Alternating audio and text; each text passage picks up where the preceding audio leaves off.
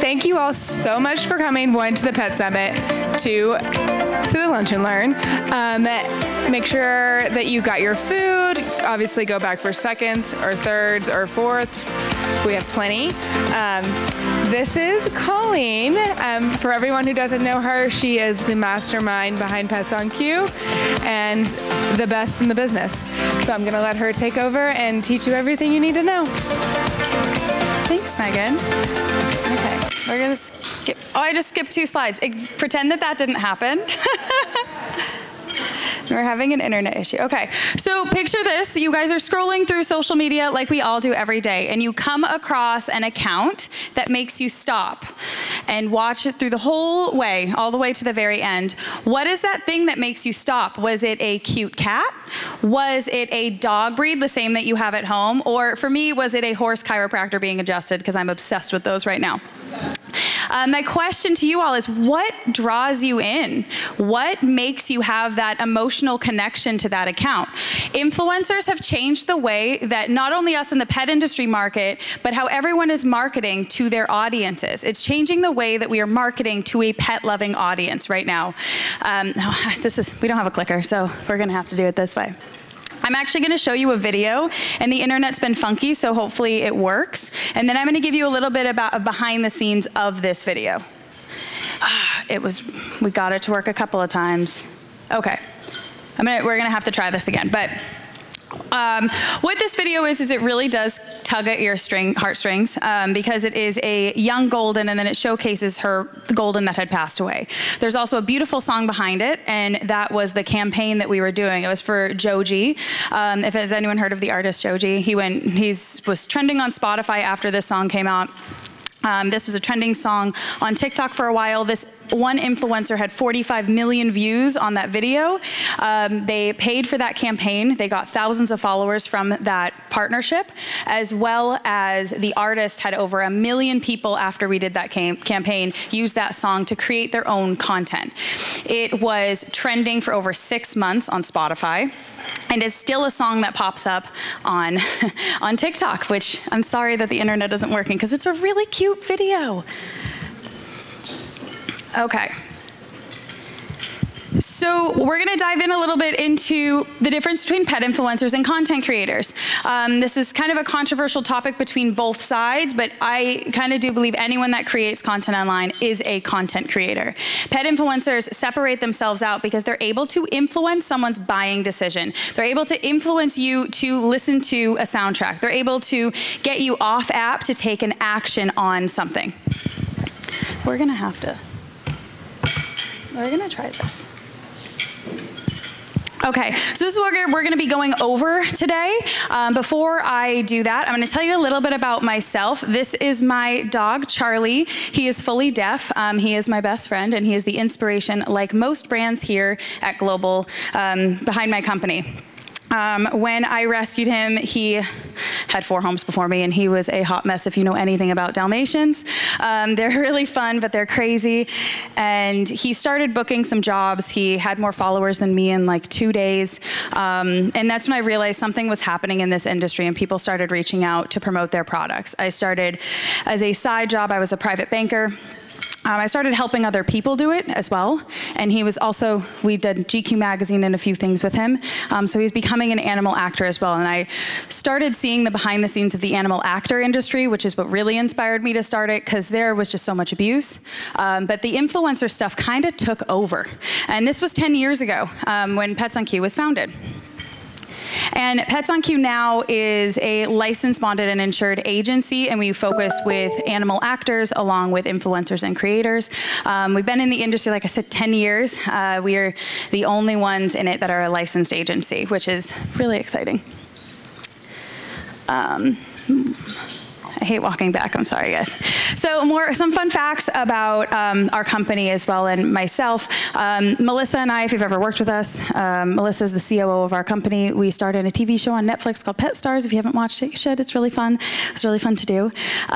We created a platform called Pet Influencer AI, where that's where the valuation of pet influencers stands. So we created that because the human influencer and pet influencer ROI is a bit different. I also have, like, what was the other point? I went through that. My mission, and yeah, my favorite job that I've ever done is working with Taylor Swift, for any Swiftie here, she's great. She was really fun to work with. We have Petstars Academy now, which is a learning tool for influencers and animal actors to get more help. And we are launching the Animalist on April 11th, and that is a new marketplace to help animal talent get booked. We're trying to make it more open and transparent. Now, before I can tell you about what's happening in the market today, I have to go back in time and tell you what has happened over the past few years. See, pre-COVID, there weren't that many pet influencers in the space. Relative to what it is today, it's actually ×3 what it is, even more than that if you go all the way down to nano influencers, because people started spending a significant amount more time on social media. And when that happened, brands at the same time, all of their marketing budgets got cut. They were cut. They couldn't do events.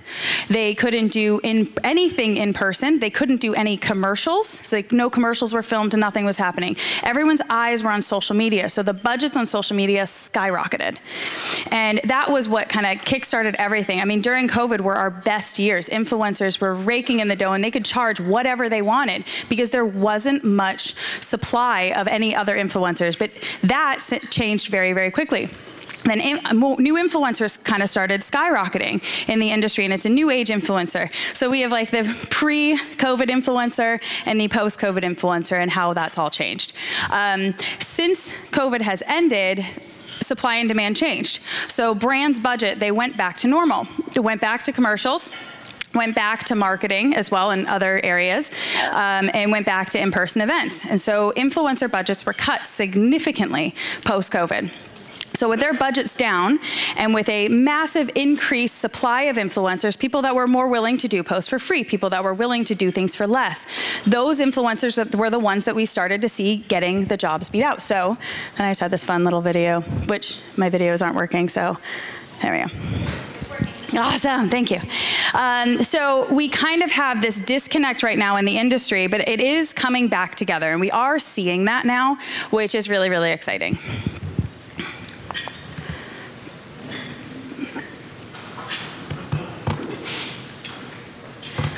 What is happening? Why am I stuck on this video?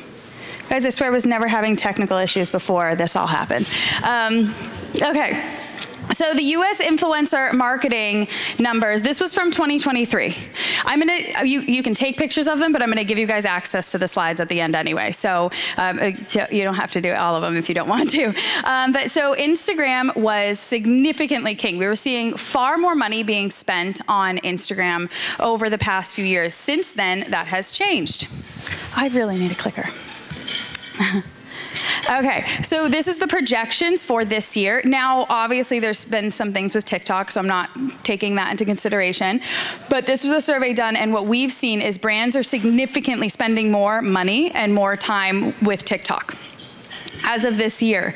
We knew it was coming because of the trends, but this is significantly higher than what we even expected. Okay, brand account preferences have also changed, and everything's gonna tie together, I swear, at the end. The nano influencers and brands wanting to work with smaller influencers has increased so significantly. It has been micro influencers was the highest booked account, and it has since gone to nano influencers. And that was actually a little shocking to me when I got these stats. Because I'm an agency, I think I'm biased because we do have larger influencers, but yeah. Okay. And I think this slide overall was the most mind-blowing to me. If you think about it, 11 billion hours are spent on social media every day across the world. 11 billion hours. It's like more than a lifetime. It's crazy. Every single day. And the influencer marketing spend is projected to be 24 billion by 2025. I'll answer questions at the end, yeah. by 2025. Now the pet side of that industry is much less. So pet industry can make up between 8 and 10% of the market. However, brands are not just hiring pet influencers, they're hiring human influencers as well, and vice versa. Influencers are also working on human campaigns like beds and whatnot.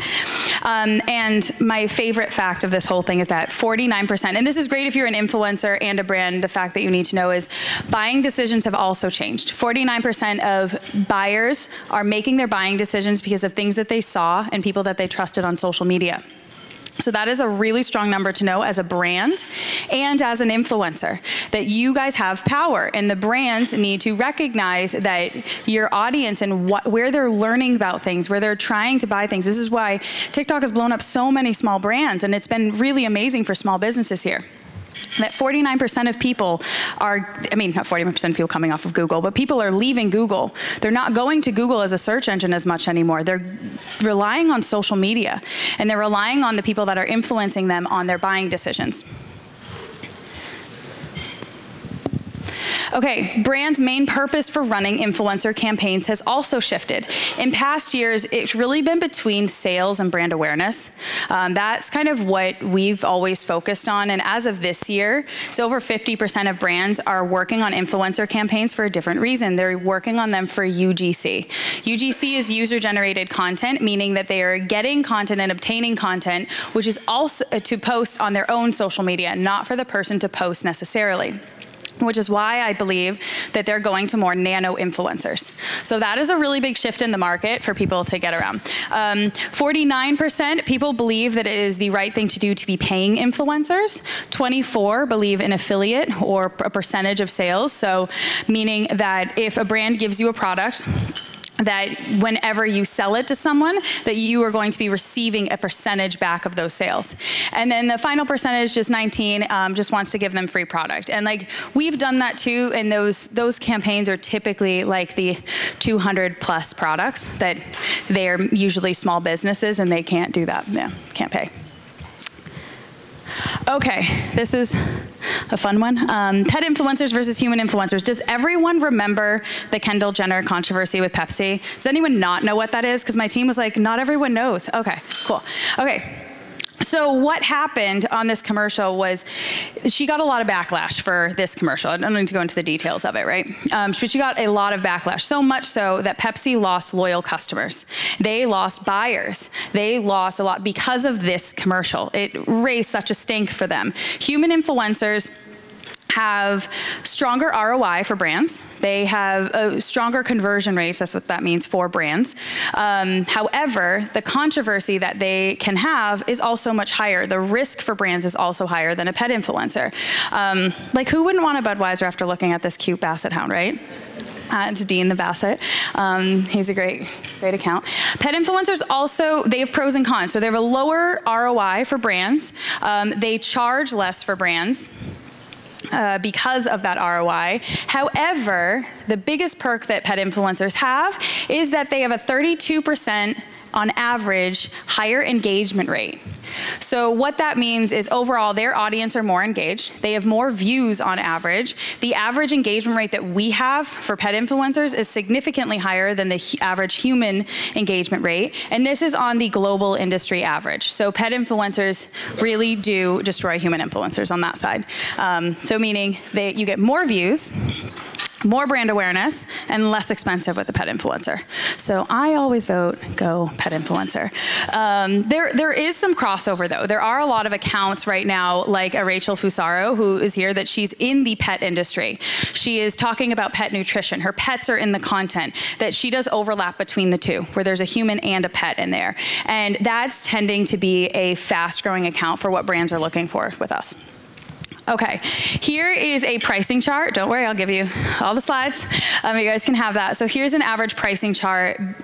We basically took average engagement rates to help out and give you a range per follower, and also per social media account. So you'll see here, TikTok is valued far less than Instagram, and Facebook and YouTube do charge a lot. Like, look at those big numbers if you have millions of followers over there.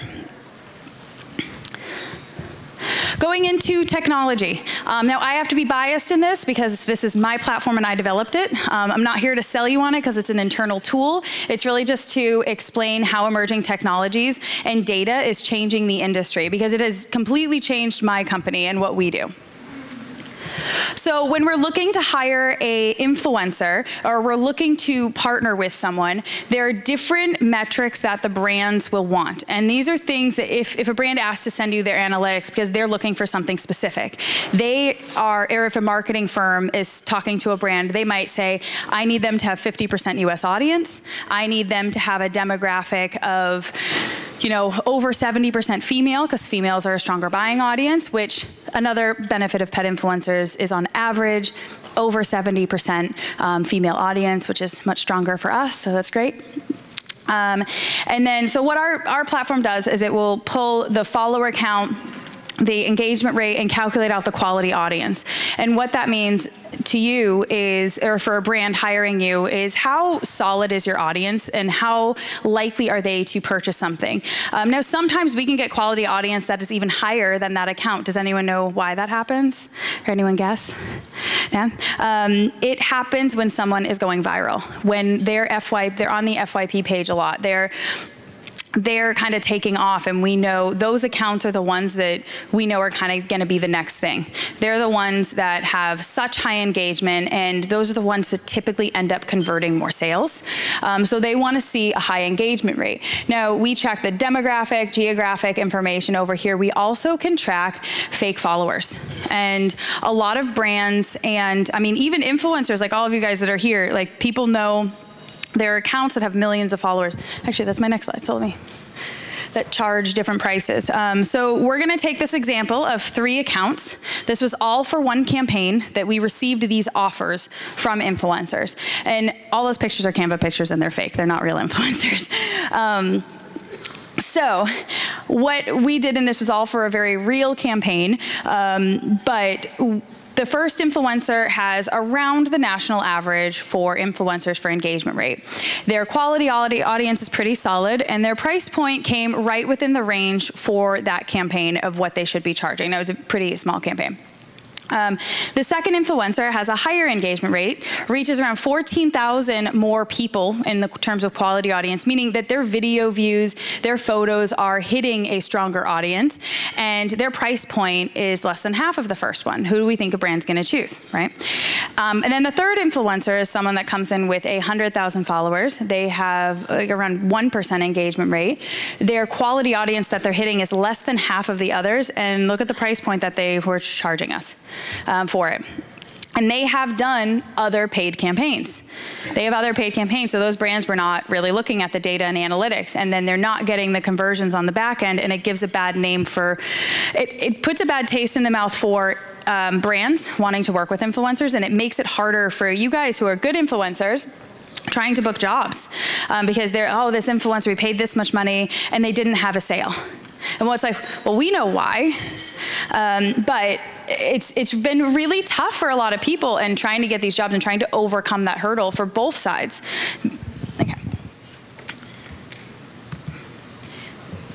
Okay, well, this video is definitely not gonna work. So, okay, so it's, they're basically separating.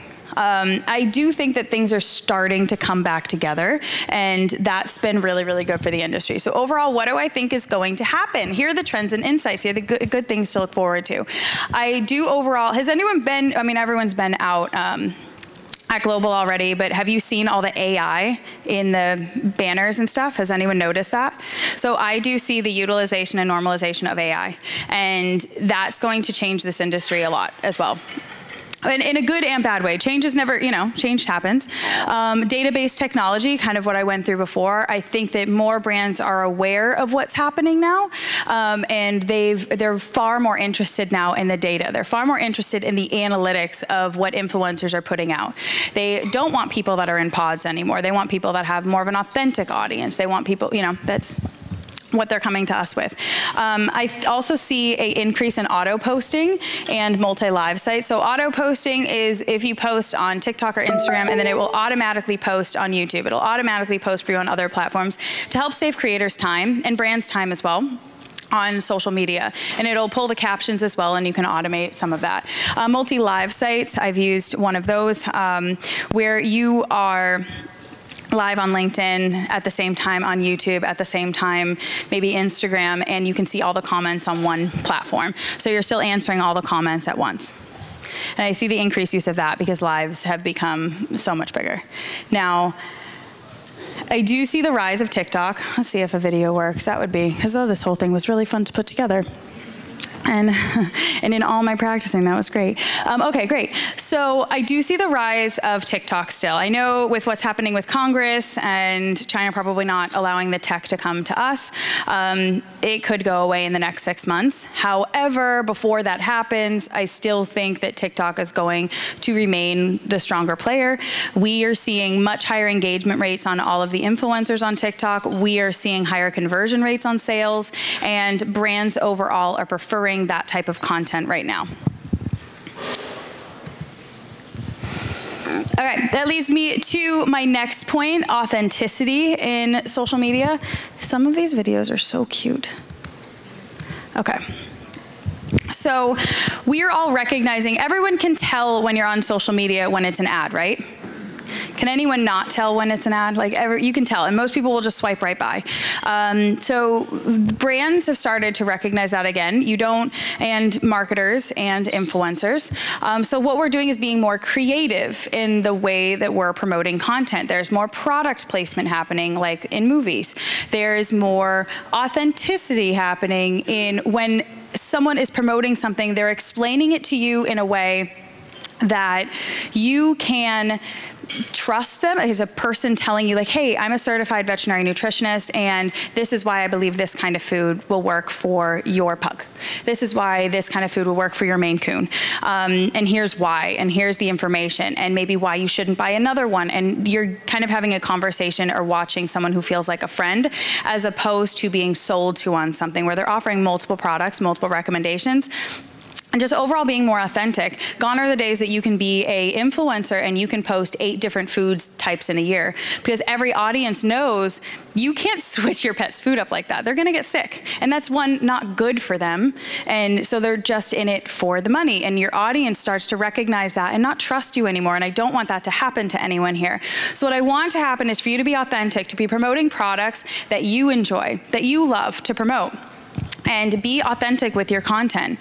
Not saying that these all are, these are very commercial type accounts.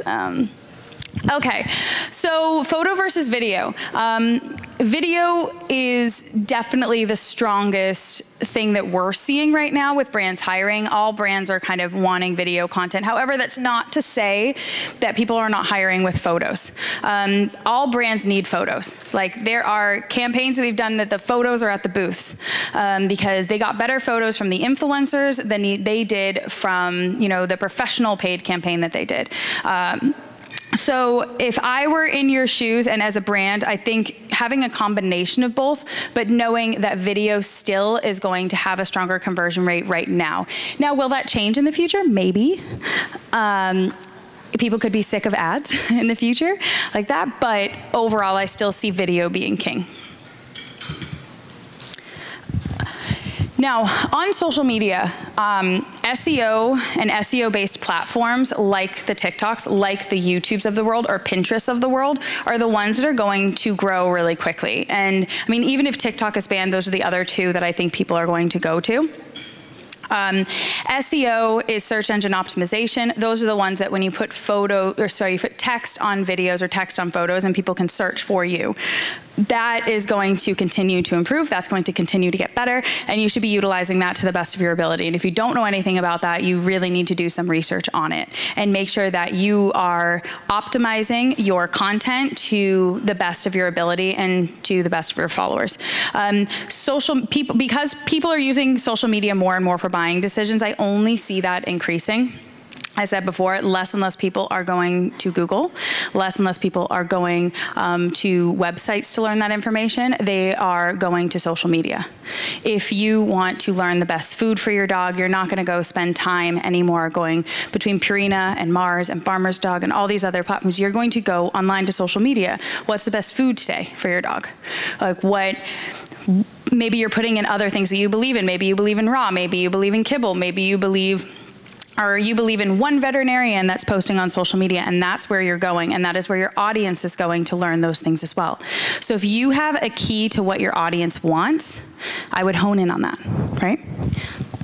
Okay, I do see more opportunities increasing this year. I think last year was a hard year for a lot of influencers and also a good year for some influencers, but I do see it improving. We've already seen much positive numbers this year than we had last year at this time, and we do see things growing. There's more opportunities, there's more paid opportunities and non-paid opportunities just coming in, especially after conferences like this. So brands are looking to work with influencers here, so I definitely recommend getting out there and speaking to some awesome people. Okay, I also do think for benefits of brands that creators are offering more transparent and stronger petfolios, which is what my entire team, we have puns for everything. So instead of a portfolio or media kit, we call it a petfolio because we primarily work with pet accounts or groomers and whatnot. So they call it petfolio, so I'm not mispronouncing.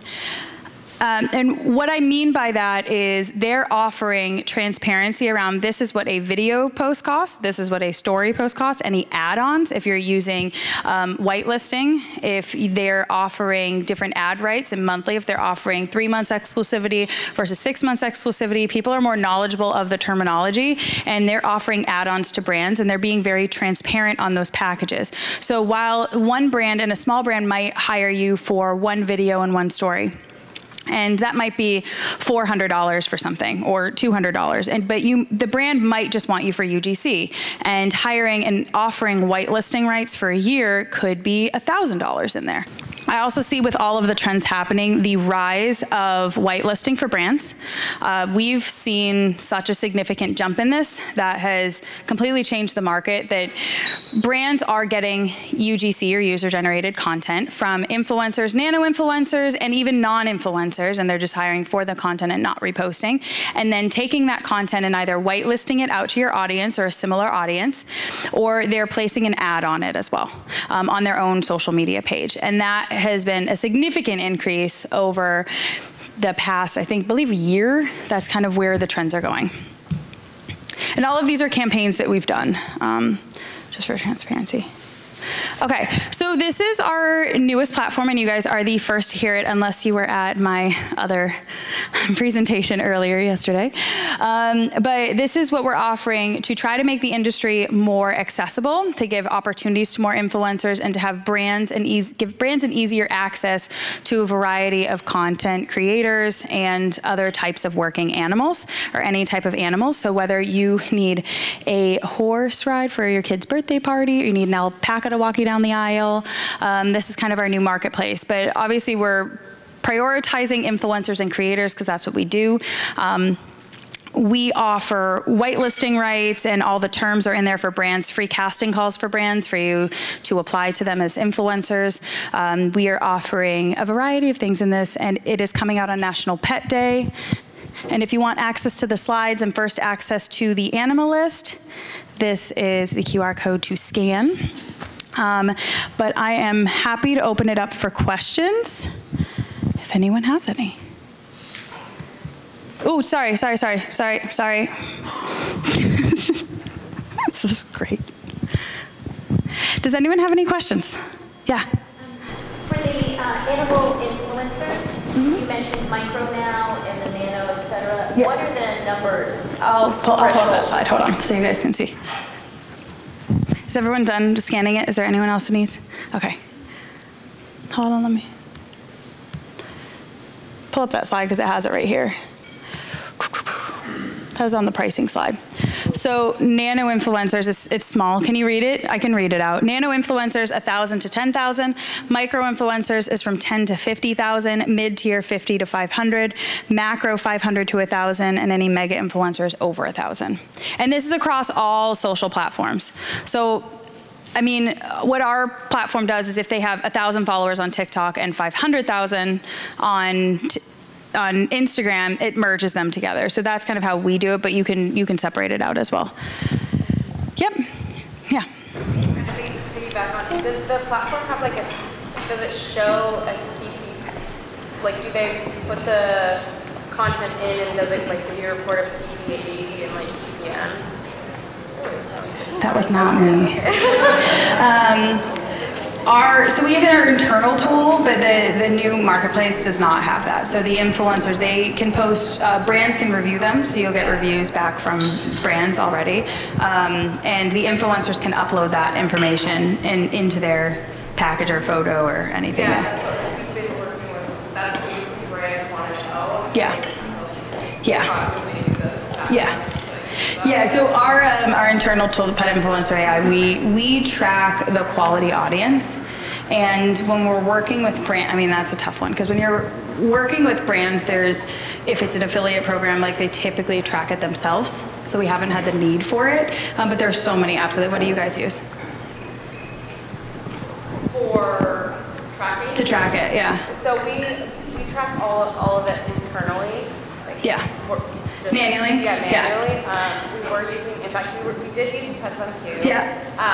And then, yeah, so we kind of bounced around between Pets on Q, and we're not using Impact anymore. Yeah, I remember, yeah. It's complicated, but yeah, the payout, like, the payout has been like a conversation. Yeah. What we tried to do is take what's happening in the industry for the animalists, so for the payout specifically. So and this also happens in the animal actor space too, so it's kind of across both.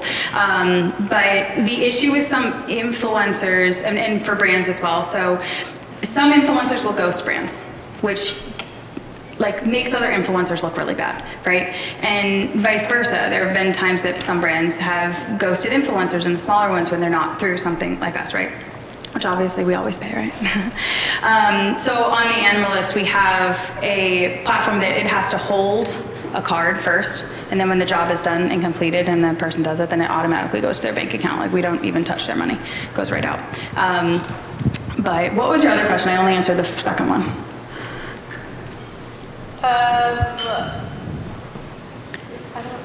Yeah, the CPA. Yeah, it just is. We're just trying to make overall, I think, the industry more transparent. I think what some influencers are charging with the follower count that they have and whatnot, it's been really difficult for I think both parties. It's astronomical compared to what it was a couple of years ago, because some influencers, they're just adding on their pricing. Every time you talk to them, it's a higher price point. And then while others have no idea what they're doing. So like you saw on that graph, the best one was at $500. That's a real campaign. And one of the worst ones in there that isn't reaching a big audience, they're charging the most. And out of all the influencers, they were by far the most booked. So for brands to be able to transparently see some of that information, we're just trying to make it more accessible and just overall transparent, because it's hard for even influencers to see each other's rates. Like if you have an influencer that you know your account's similar to, and you can see you both have 50,000 followers, and you both are hitting 2,000 views per video or 3,000, and sometimes you're going viral and sometimes you're not. Maybe you need to pull up your rates for some things and whatnot. So then everyone can kind of see what you're doing, and brands can find you easily. That's the biggest concern that we have with brands, is like finding influencers. We actually did a survey, and the top 2 issues that brands were having, number 1 was ease to work with.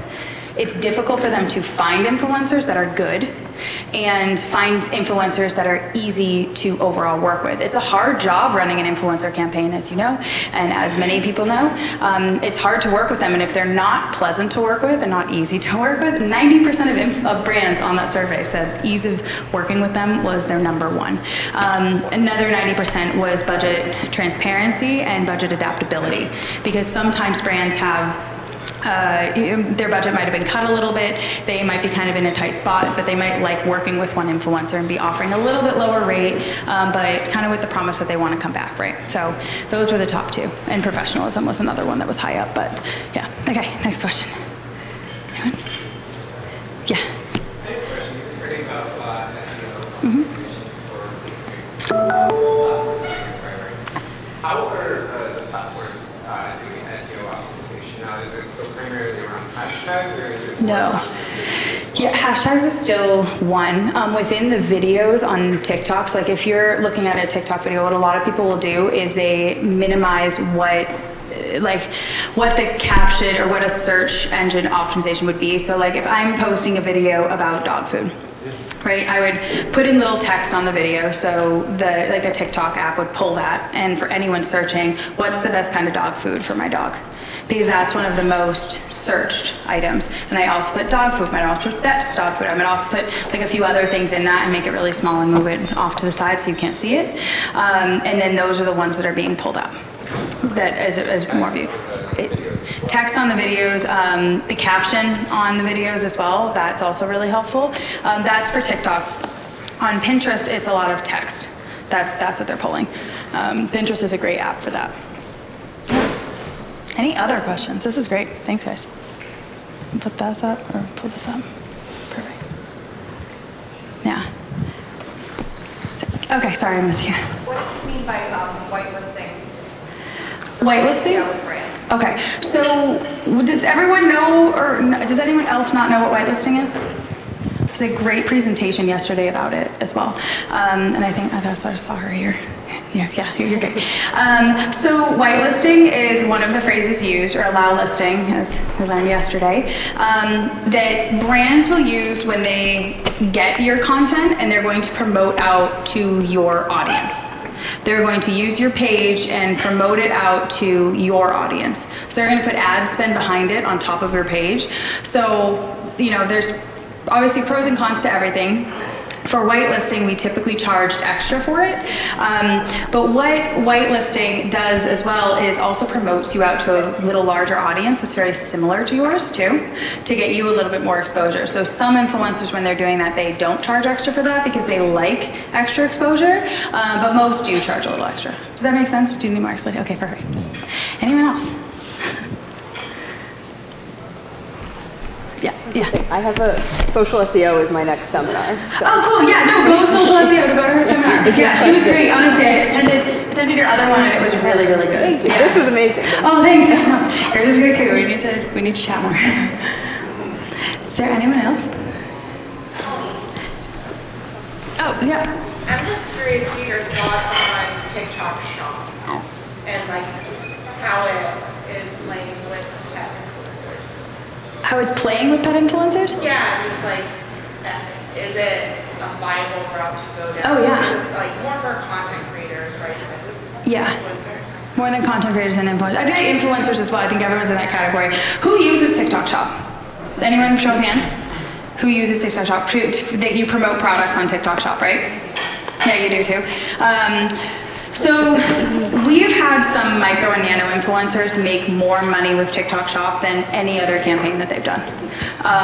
So my thoughts on it, because I've witnessed it with other influencers, is quite positive.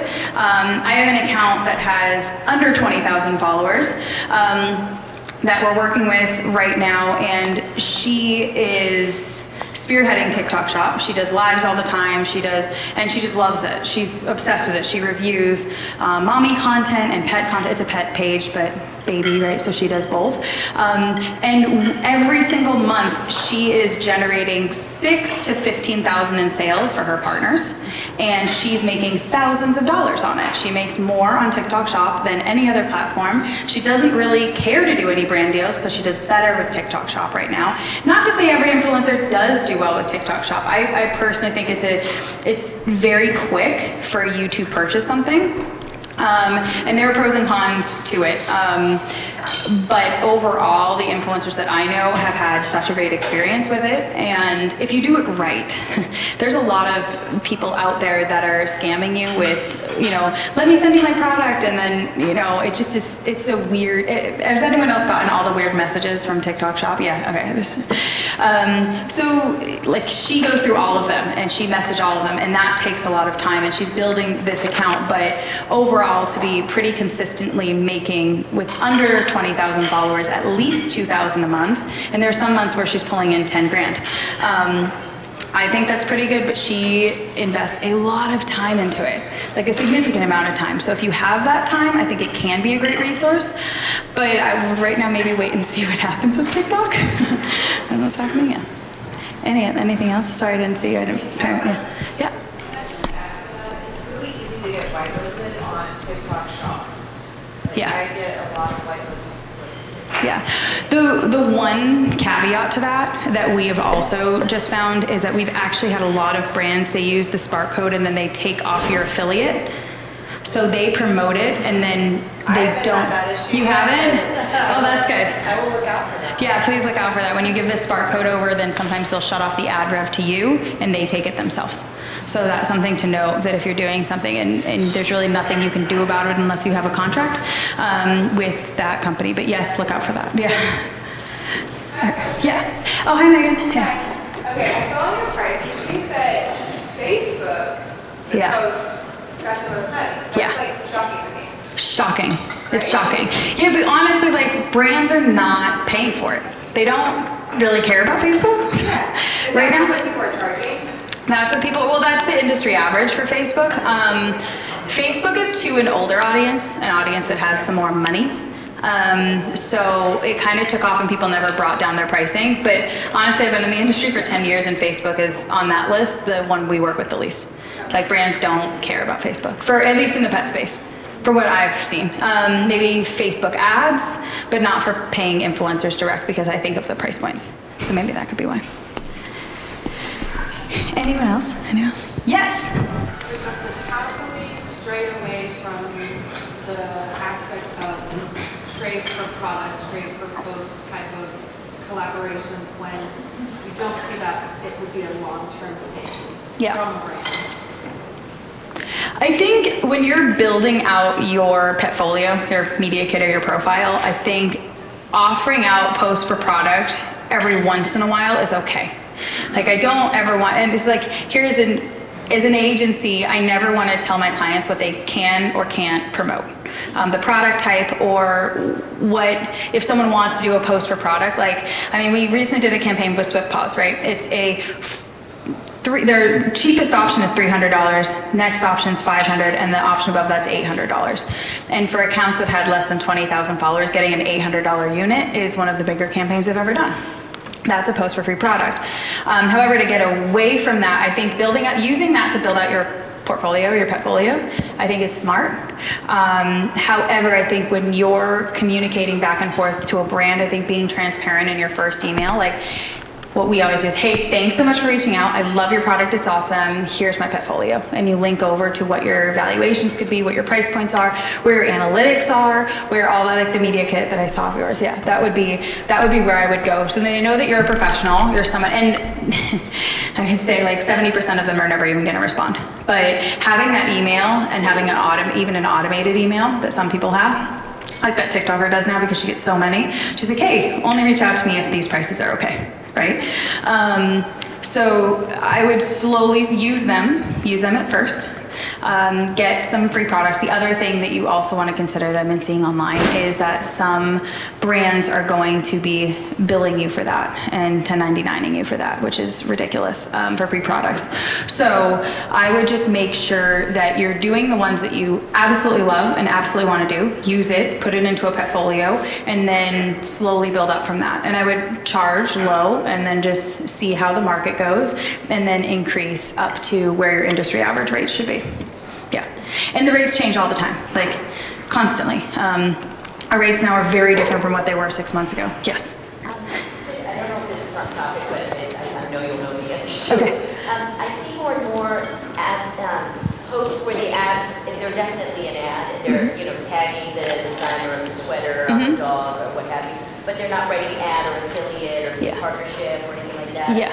Do you have anything, thoughts on that? And Too many thoughts on that. Too long for this conversation. No, so it's part of the FTC's guidelines. So those accounts can be fined and banned a significant amount. So if you receive product for free and you do not disclose that, you can have your account kicked off.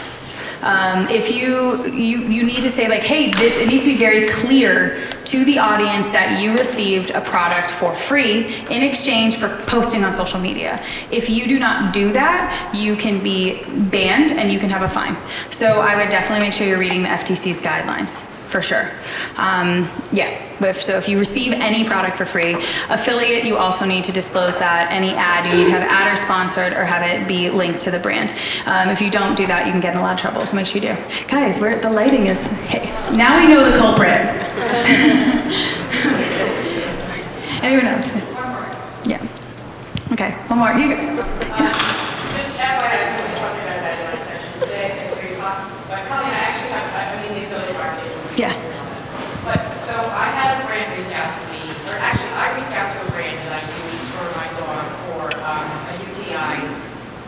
products sort of very profitable. And I moved out to them because I really believe in them, I really love to work with them.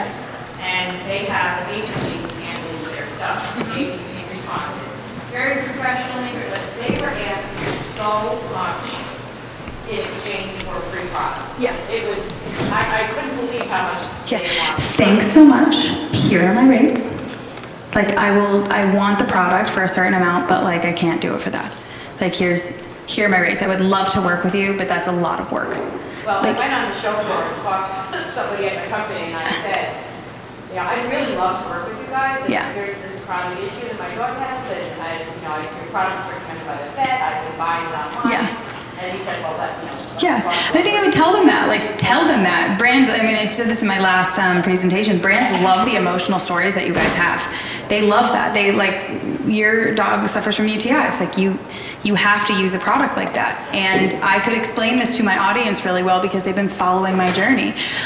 If you're able to do that and get that out to your audience and explain that to them, that's valuable to them. That's valuable to a brand, and they should be paying you for that. And I'm fine. I'm not going to knock anyone that does post for free product. Like, I think you got to do what you got to do to build up. But it comes to a certain point. If you're not willing to do the work, like, I mean, you're a lawyer. You don't work for free. Well, yeah, I mean, I'm not going to give probably the change of product, but what they were asking so much. So you can tell them, like, this is what I'm willing to do for free. Anything else on top of that, this is what I will charge. I just think transparency. I wouldn't be afraid. Rip off the Band-Aid and email them. Like, you got to be nice and, like, be transparent. Okay, that's it. Thank you. I thank you guys so much. I appreciate you all coming and being here.